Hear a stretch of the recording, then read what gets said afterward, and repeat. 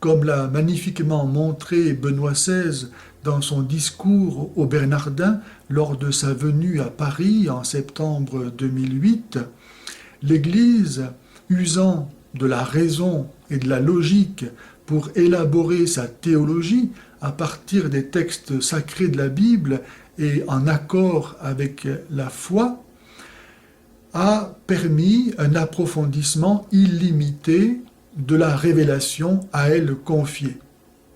Et cette ouverture a eu des conséquences énormes dans le domaine du savoir, de sorte que l'homme du Moyen Âge croit en la puissance de la raison, de la capacité de la raison pour appréhender le réel.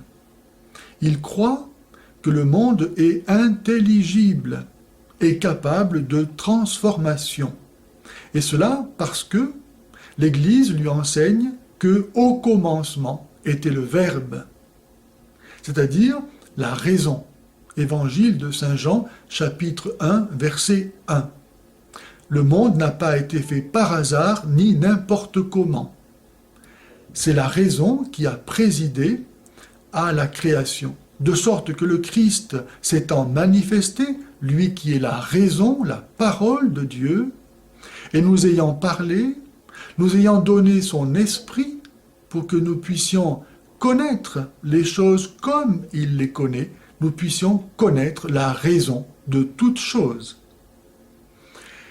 Au même moment, au Xe, XIe siècle, en islam par exemple, les portes de l'ijtihad, c'est-à-dire de la réflexion philosophique, ont été fermées par les autorités musulmanes qui ont estimé que la connaissance de l'islam sur lui-même et sur toute chose ne pouvait pas aller plus loin parce qu'elle était arrivée à son degré maximal de perfection.